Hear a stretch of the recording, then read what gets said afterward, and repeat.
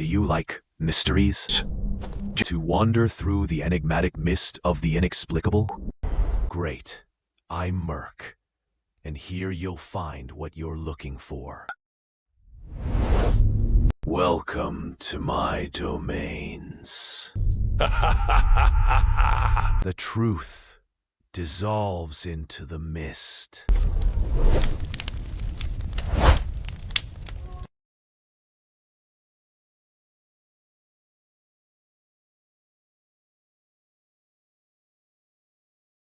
The year is 1846, and the waters off the coast of Higo province in Japan are still.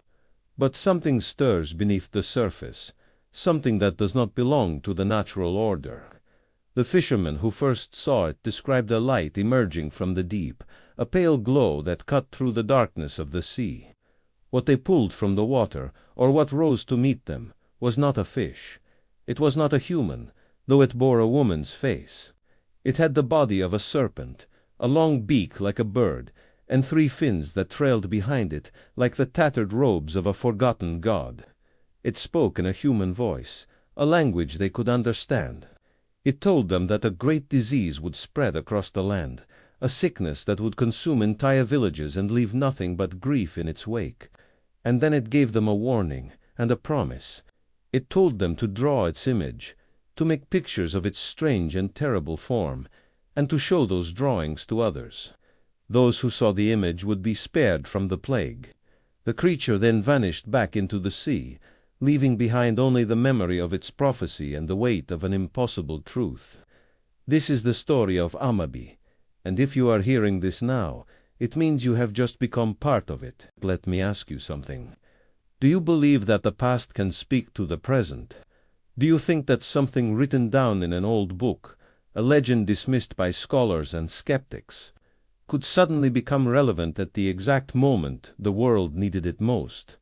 The story of Amabie is not just a myth, it is a phenomenon, a cultural shockwave that traveled through time and exploded into the modern world during the worst pandemic in a century. But the question remains, a question that gnaws at the edges of reason. Was this just a coincidence? Or did the creature from the deep actually know something that we, with all our science and technology, had already forgotten? In 1846, Amabie appeared off the coast of what is now Kumamoto Prefecture. The creature, described as a mermaid with avian features, was said to have predicted a virulent epidemic that would spread across the archipelago. This was not a vague warning. It was specific, clinical, and terrifying. And the solution it offered was just as strange as the creature itself. It was not medicine, not herbs, not isolation. It was a drawing, a simple, crude image. A sketch of the creature itself, passed from hand to hand, town to town, was supposed to act as a shield against sickness. For centuries, this story remained in obscurity, a local curiosity, a footnote in the vast library of Japanese folklore. But then, in February of 2020, the world changed, and so did the fate of this forgotten yokai. We are living in a time where information moves at the speed of light, where a thought can become a global meme in a matter of hours. Yet, the story of Amabie did not go viral through a marketing campaign or a celebrity endorsement. It emerged from the shadows of history with a voice that seemed to echo the present. On February 26, 2020, a user on Twitter posted a woodblock print of Amabie, a historical artifact from the Edo period that had been sitting in a library for over 150 years. The tweet was simple, a picture and a question, but its impact was seismic. People began to share it, not just as a curious oddity, but as a genuine talisman. It was as if the ancient prophecy had been waiting for the right moment to resurface, biding its time in the dark archives of history, waiting for the exact second that humanity would need it most. The image spread through Japanese Twitter like wildfire, transforming from a relic into a symbol of hope. But is that all it was? Was it simply a piece of artwork that made people feel better? Or was there something more to the sudden rise of this creature, a synchronicity that defies rational explanation? consider the nature of yokai. They are not simply monsters or ghosts. They are the physical manifestations of fear, mystery, and the unknown. They are the shadows at the edge of the forest, the unexplained sound in the night, the feeling that you are being watched when you are completely alone. In Japanese culture, yokai are the spirits of the natural world, reflecting the anxieties of the people who created them. And Amabie is a perfect example of this. It is a chimera, a creature made of disparate parts, a human face, a bird's beak, a serpent's body. It is inherently unnatural, an impossible being that forces the viewer to confront the absurdity of the world. When the pandemic struck, we were all forced to confront a similar absurdity, a microscopic virus that could bring the entire world to a standstill. The reappearance of Amabie was not just a coincidence. It was a mirror, reflecting our collective fear back at us and offering a strange, illogical, but deeply human solution. But why a drawing? Why did the creature demand that its image be reproduced? This is the central mystery of the legend, a detail that elevates it from simple prophecy to something far more complex. In a world where we are told that hygiene and science are our only defenses, the idea that a drawing could protect you seems primitive, almost laughable. But perhaps the logic is not so different from the way we consume media today. Think about it. We share images constantly. We use them to communicate, to comfort, to warn. When Amabie told the fishermen to reproduce its image, it was giving them a tool for survival, not through physical protection, but through the spread of information. The drawing itself was not the cure. The act of sharing it, of spreading the word, was the mechanism. In a sense, the creature was predicting the power of social media nearly 2 centuries before it existed. It was saying, "My image must travel. It must be seen. And through this visual connection, you will survive." This is the eerie genius of the legend, a prescient understanding of how human psychology works. We are visual creatures, and when we share an image, we are not just passing a file. We are passing an idea. We are passing a promise. The question, however, is not just about why it happened, but how it happened. How did this specific image, this specific story, manage to break through the noise of the internet and capture the world's attention? There are thousands of yokai in the vast tapestry of Japanese mythology. There are river monsters, mountain spirits, mischievous imps, and vengeful ghosts. Amabie is not unique in its strangeness. Yet it was Amabie that became the symbol of the pandemic. The reason might lie in the duality of its appearance. It is both beautiful and terrifying. The woman's face is serene, almost comforting. But the beak and the scales are alien, unsettling, a reminder that nature is indifferent to our comfort. This duality is perfect for a time of crisis. It allows people to project their own emotions onto it. Some saw hope, a guardian angel rising from the deep to protect them. Others saw a warning, a grim reaper who had come to remind them of their mortality. The ambiguity of the image is what made it so powerful. It was a blank canvas for the collective unconscious, a place where we could paint our fears and our hopes. But let us not forget the prophecy itself. A great disease will spread across the country, Amabie supposedly said. This was not a prediction of a specific virus, but a general warning. Perhaps that is why it resonated so strongly with the modern world.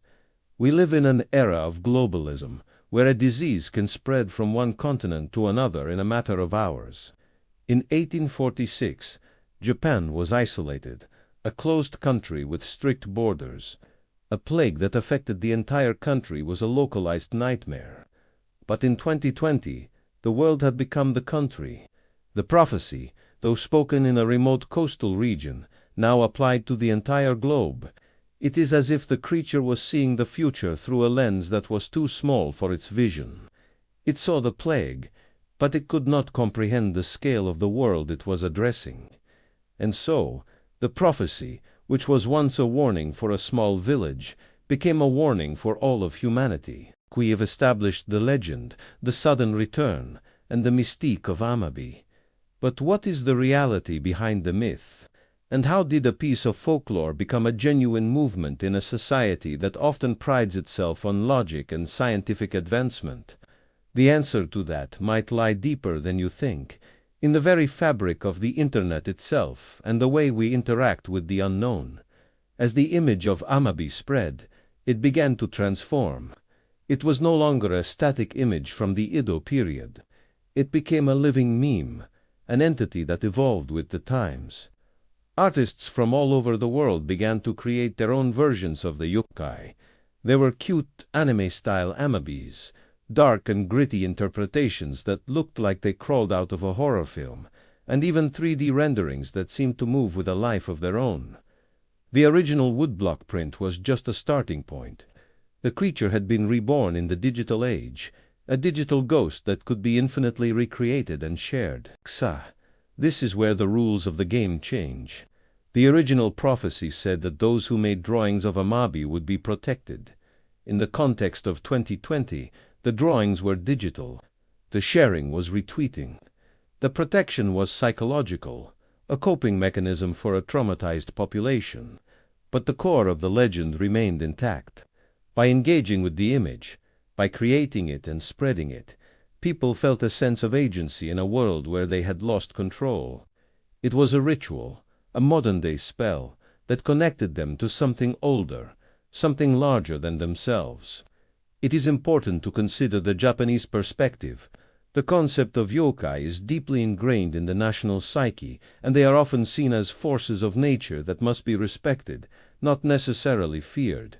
Amabie, in particular, is not a malevolent spirit. It is a messenger. It came to warn and to help. This positive connotation was crucial to its success. If it had been a creature that only brought death, the public reaction might have been one of terror, not hope. But Amabie offered a deal. I warn you of the sickness, and you protect yourself with my image. It is a transaction, a partnership between the human world and the spirit world. Now, consider the timing. Why was the tweet posted on February 26, 2020? The pandemic was just beginning to show its teeth. The world was just starting to realize the severity of the situation. This was not a coincidence born of chance.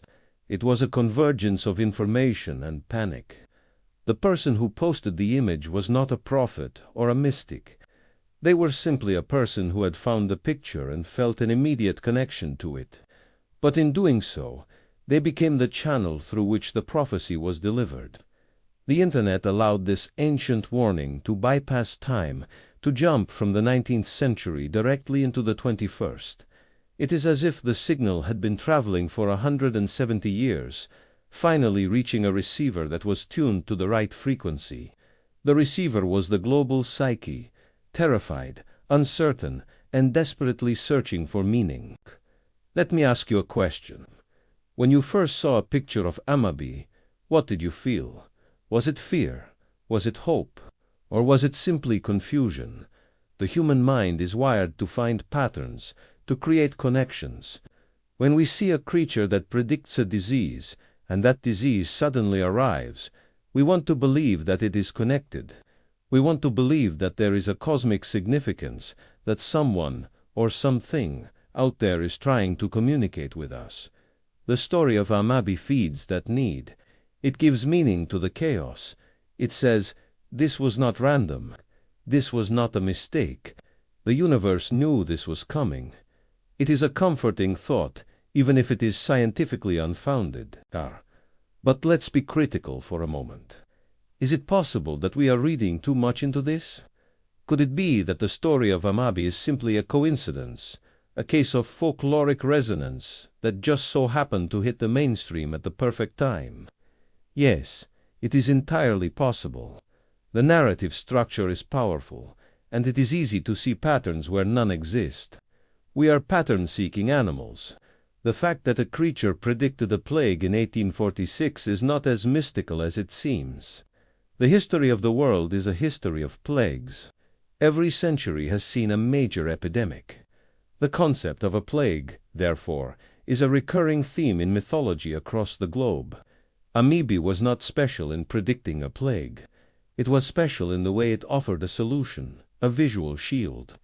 And in 2020, that visual shield became a viral meme. However, the skeptic's perspective does not diminish the power of the phenomenon. Even if it was just a coincidence, the impact was real. The image of Amabie brought a brief moment of unity in a world that was becoming increasingly divided.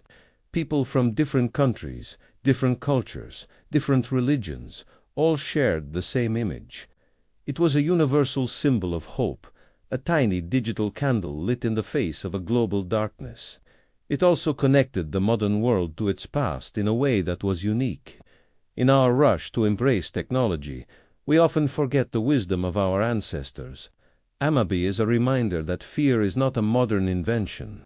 People in 1846 felt the same terror of disease that we felt in 2020. They found comfort in the supernatural, and we, in our own way, found comfort in the same place. But the most chilling aspect of the Amabie phenomenon is the question of why it stopped. As the world began to open up again, as the vaccines were developed, the popularity of Amabie waned. The creature retreated back into the shadows of history, waiting for its next moment. Did it lose its power, or did it simply fulfill its purpose? The prophecy said that those who drew the image would be protected. Millions of people did. Millions of people were not protected from the virus.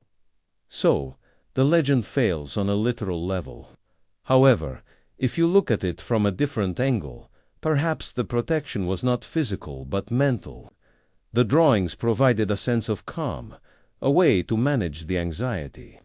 And perhaps, in a world where stress weakens the immune system, that emotional protection was a small but significant factor in surviving the crisis. The truth is, we will never know for sure. The mystery of Amabie will persist. It will remain as a time capsule of a very specific, very dark period in our lives. It is a reminder of how vulnerable we are, how quickly the world can change, and how we, as a species, cling to the irrational in order to survive the rational. The yokai was not a savior. It was a messenger. And the message was not, "I will protect you," but, "You must protect each other." The act of sharing the image was the act of community. By spreading the drawing, you were not just protecting yourself, you were protecting others. You were spreading awareness. You were saying, "I see you, and we are in this together." This is the true legacy of Amabie, a reminder that our greatest defense against fear is not swords or vaccines or miracles, but each other. So, as you sit here, looking at the screen in your hand, remember the creature with the woman's face and the bird's beak. Think about the fact that a legend born in a time before electricity, before cars, before the internet, became a tool for survival in the 21st century. It is a paradox, a violation of logic, and yet it happened.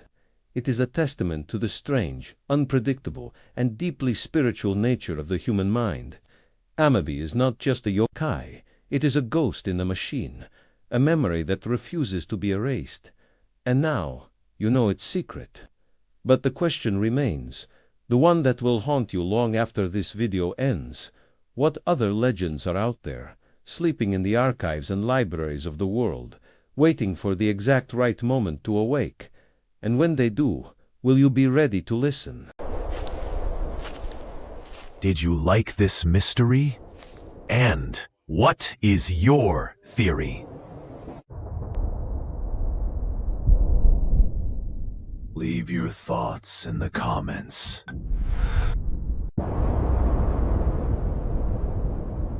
And if you enjoyed it, then like and share. I'm Merc, and I'll be waiting for you in the next mystery.